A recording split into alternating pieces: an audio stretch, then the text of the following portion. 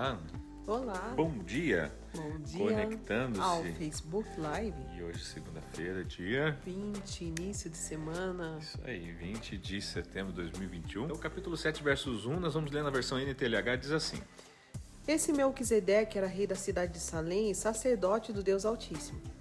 Quando Abraão estava voltando da batalha em que matou os reis, Melquisedeque foi ao encontro dele e o abençoou. Abraão lhe deu a 10ª parte de tudo que lhe havia tomado dos inimigos na batalha. O nome de Melquisedeque quer dizer primeiramente rei da justiça.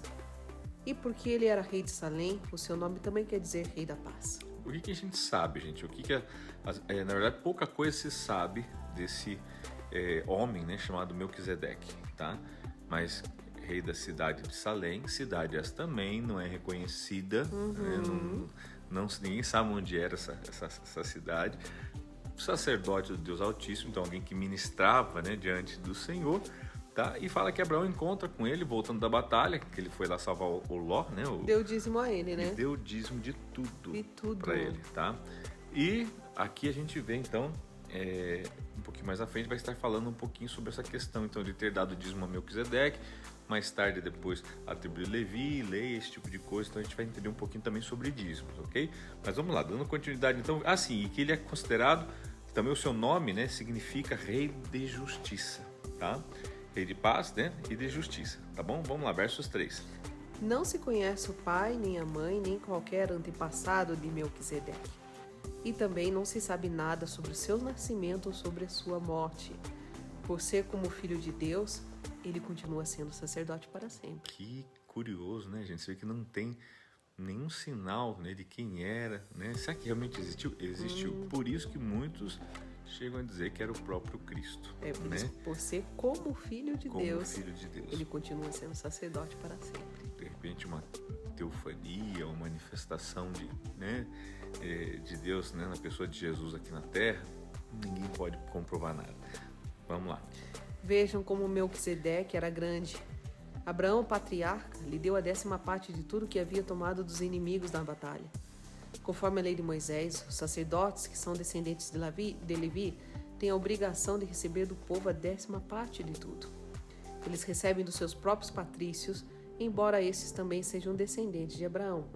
Interessante aqui é o seguinte, porque aqui esses versos 4, 5, 6, porque justamente é aquela dúvida, será que o dízimo é uma coisa do Velho Testamento? Né? Então aqui a gente vê que ele já começou dando para esse Melquisedeque que representa a graça, que representa, né, o próprio Cristo, ou seja, não é uma coisa, o dízimo não tem nada a ver com o Velho Testamento ou com lei, tá? Foi também apontado na lei, mas dízimo, né, é algo que deve se dar ao sumo sacerdote, né, na ordem de Melquisedeque, que vive para sempre, ou seja, para que então o nosso dízimo hoje nós entregamos a Cristo. Exatamente. Melquisedeque não era descendente de Levi, mas recebeu a 10ª parte daquilo que Abraão havia tomado na batalha e o abençoou. Sim, abençoou o próprio Abraão, que havia recebido as promessas de Deus.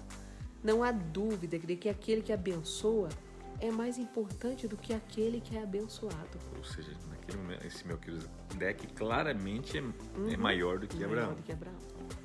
No caso dos sacerdotes, a 10ª parte é recebida por homens que um dia vão morrer. Mas no caso de Melquisedeque, como dizem as Escrituras Sagradas, a 10ª parte foi recebida por alguém que continua vivo.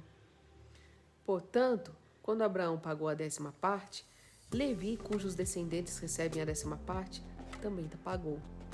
Pois Levi não tinha nascido e, por assim dizer, ainda estava no corpo do seu antepassado Abraão quando este se encontrou com Melquisedeque.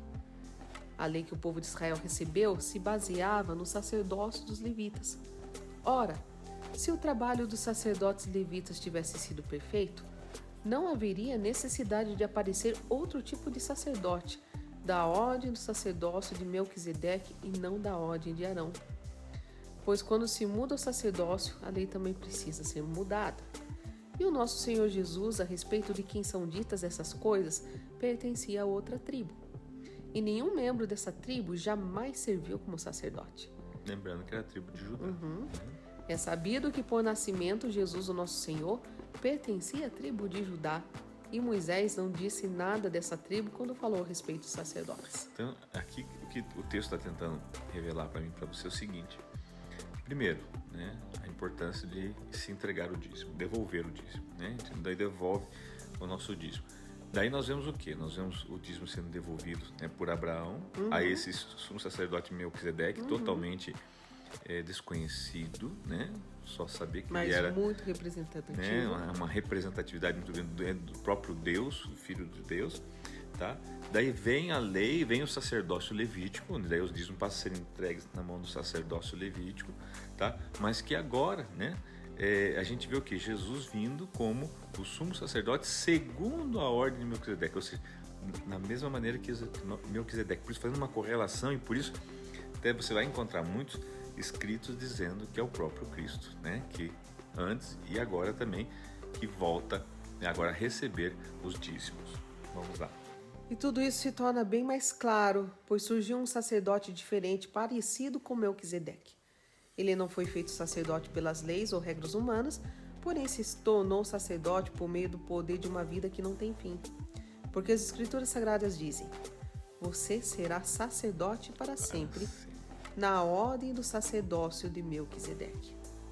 Assim, a regra antiga foi anulada porque era fraca e inútil, pois a lei não podia aperfeiçoar nada, mas agora Deus nos deu uma esperança melhor, por meio da qual chegamos perto dele.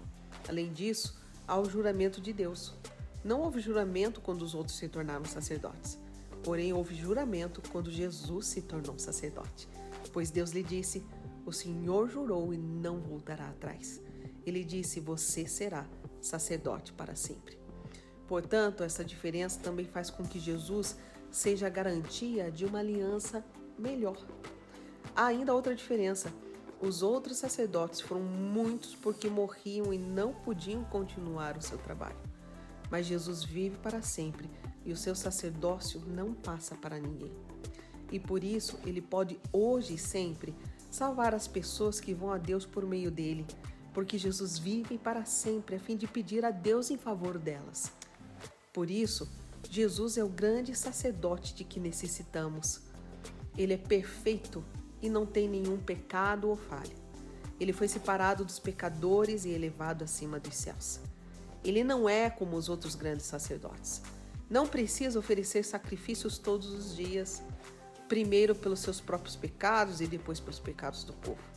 Ele ofereceu um sacrifício, uma vez por todas, quando se ofereceu a si mesmo. Então, aqui mostrando que quanto maior sacerdócio é esse, né? Os anteriores tinham que apresentar primeiro por si mesmo e depois pelo povo. E né? Todos os dias, né? Todos e ele dias, uma vez resolveu ele isso. Ele uma vez na vida ofereceu ele mesmo, tá? Uma vez só e por todos. O sacrifício sou eu, né?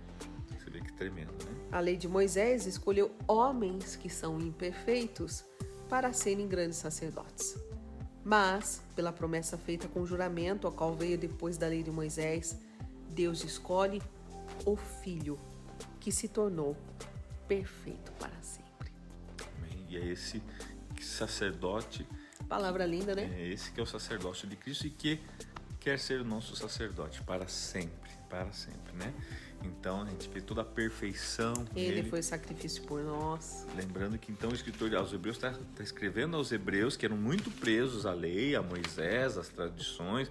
Para eles era muito difícil, né, entender. Então, você vê que aqui ele usa o quê? Uma correlação lá de antes da lei, ou seja, da figura de Melquisedeque, que eles sabiam na história, já conheciam na história, né, os anciões, os antigos já vinham relatando a história de Abraão e envolvia a história de Abraão, a história de Melquisedeque, e agora eles utilizam aquele personagem para dizer, olha, Jesus veio segundo a ordem de Melquisedeque, ou seja, para ser sacerdote para sempre.